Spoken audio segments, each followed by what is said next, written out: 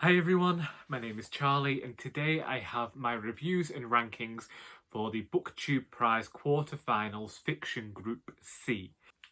This time round, I actually ended up being rather lucky in that I had already read 3 of the books in the list I was sent, and that just meant I had 3 to read over the last 2 months.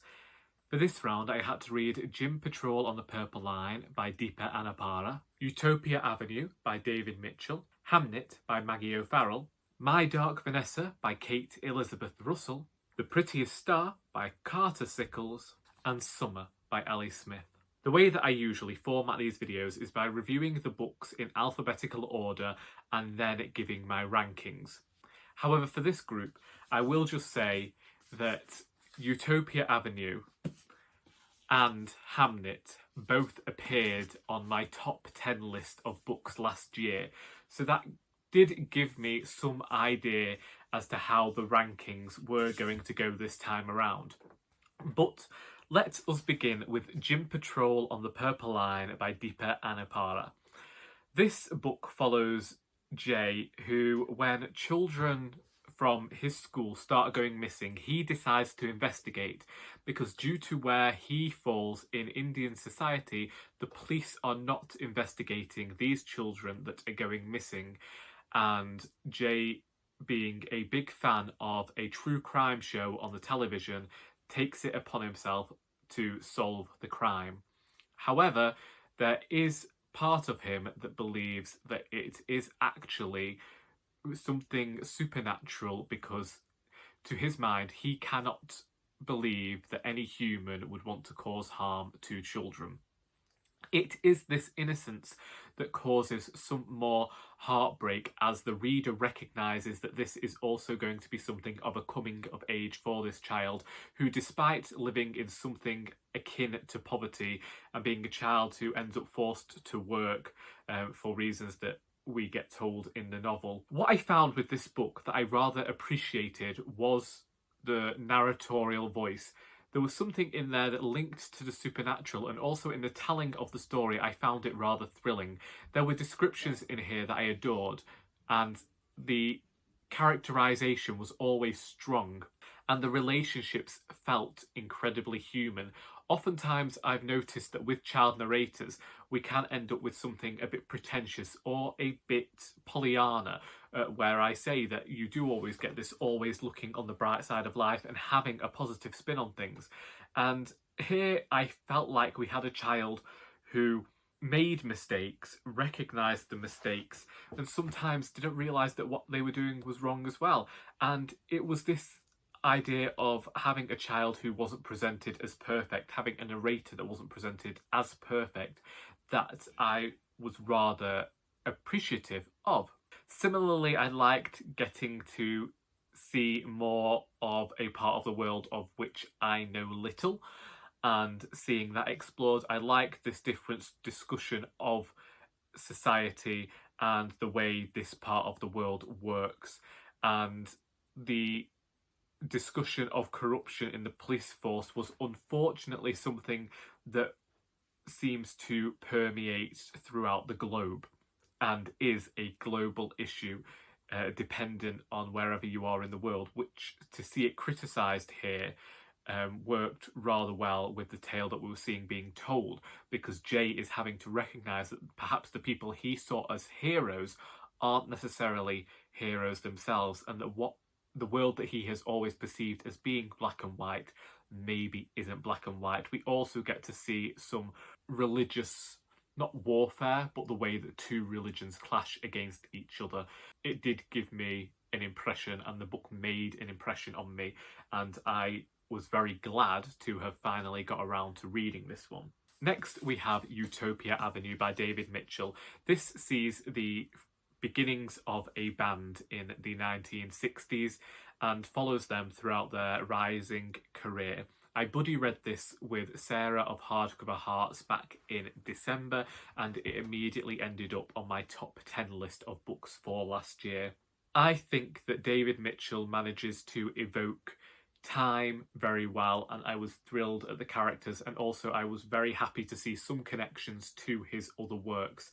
I think that this is by far his most contemporary, to use that word, because there isn't so much of the surrealism and absurdism that we see in his other works. Also, I really appreciated his storytelling.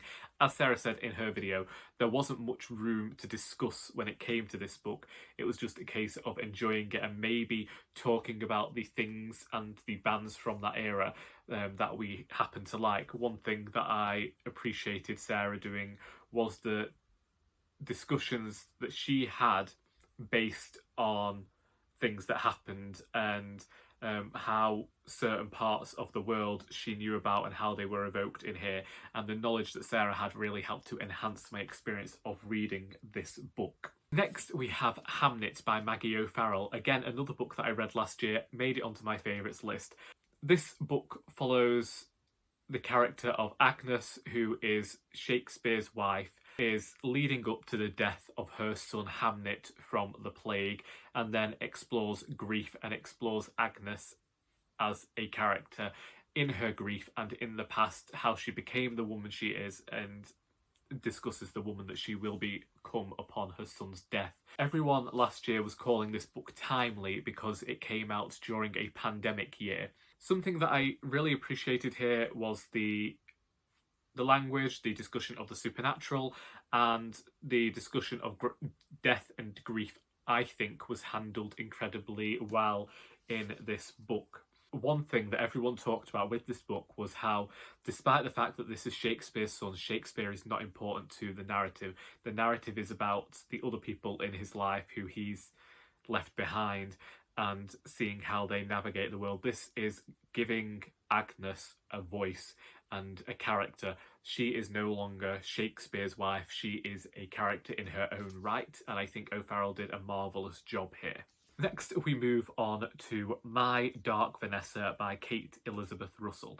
This is a book that I struggled with because of the subject matter. Here we have a young woman who many years before was groomed and abused by her English teacher, and has gone into later life believing that it was a relationship and treats it as one of the formative relationships of her life. Now, years later, another student of this man's has come forward and said that he abused them as well. It shows this character as they have to navigate their feelings and goes back and forth in time, helping them to piece together their life and get some closure really on the entire situation. The way that this book was written was incredibly uncomfortable to read. The scenes where Vanessa is a student starting school are written in a fashion where it sounds like the beginnings of a love story. Whilst I was reading it, I found myself reminded of young adult fiction. This isn't said in a derogatory fashion. This is talking about the romanticism that I read when I was reading young adult fiction, and it was uncomfortable to read because the feelings that Vanessa feels are for a man who is in his 30s, who is her teacher, who should know better.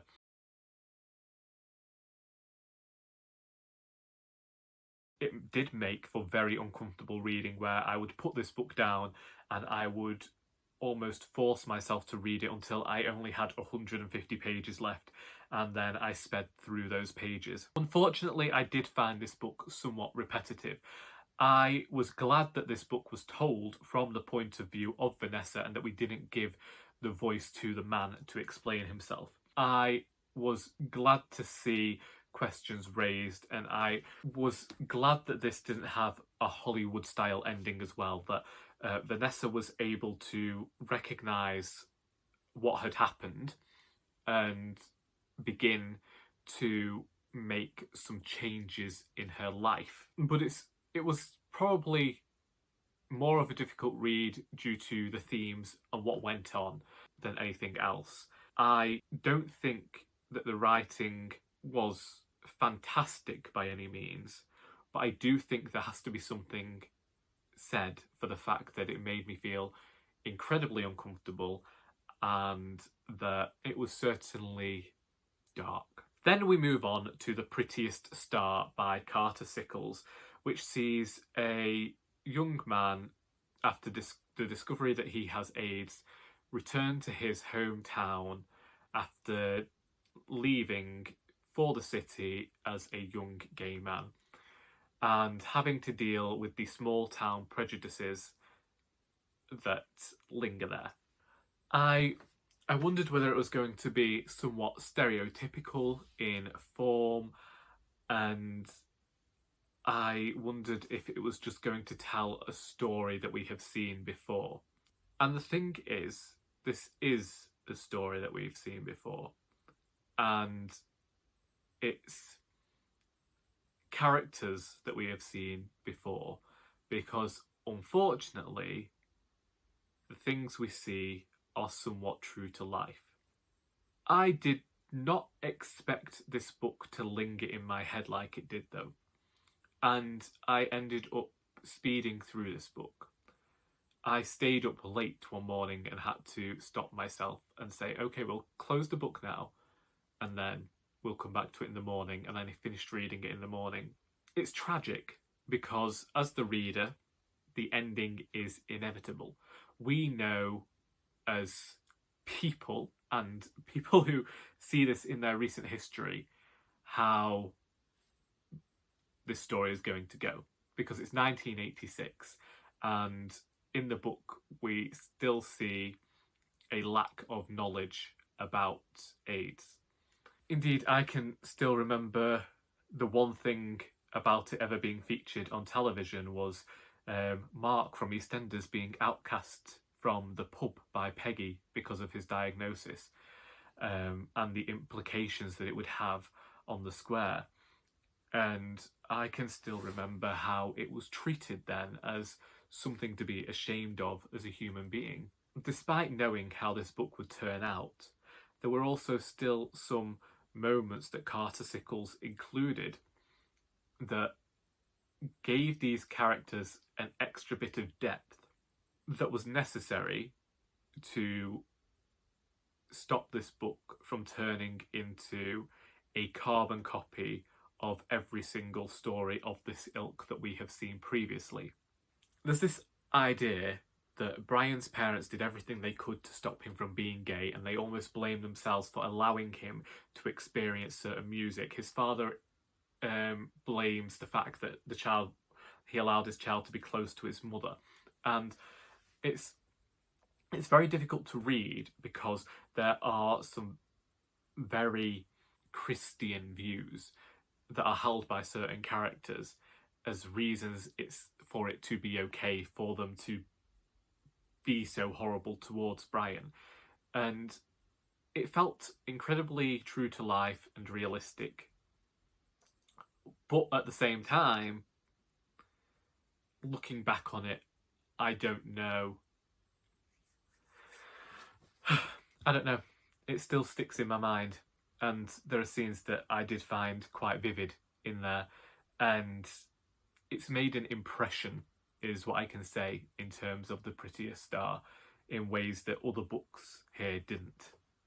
Then we have Summer by Alice Smith, which is the final book in the seasonal quartet. And I read this a few months ago as part of the read-along hosted by Sarah of Hardcover Hearts.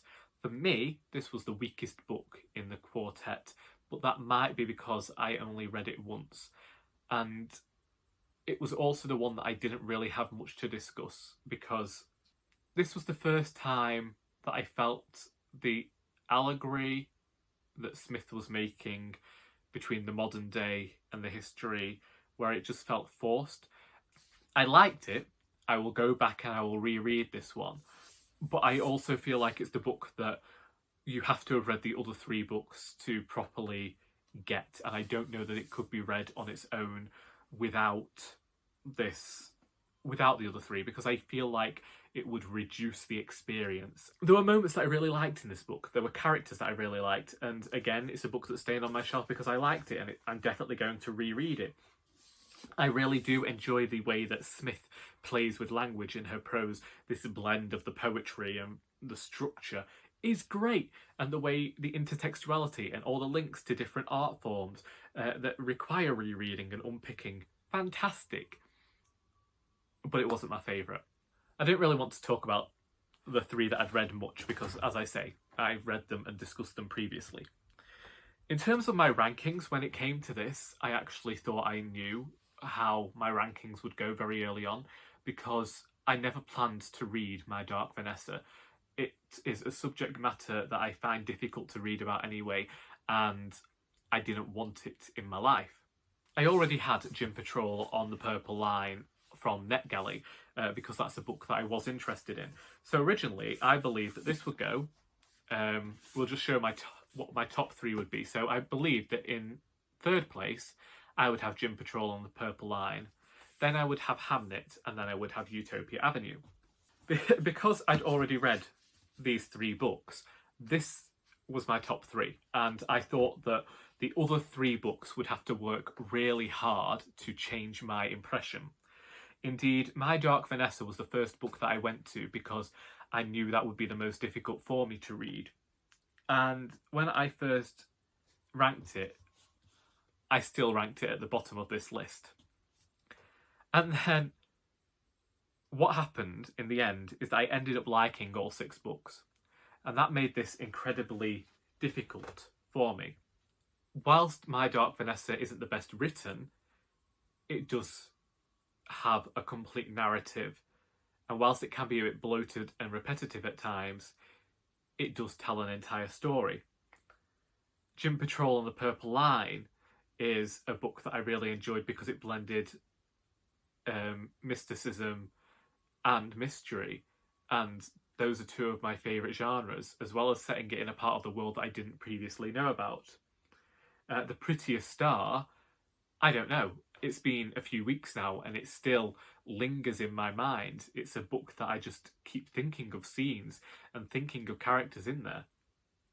So I also felt sorry for anybody who got given these 6 books and hadn't read any of them before, because had I had to have read 6, I don't know how I would have coped, because every single one of these books is completely slathered in tragedy.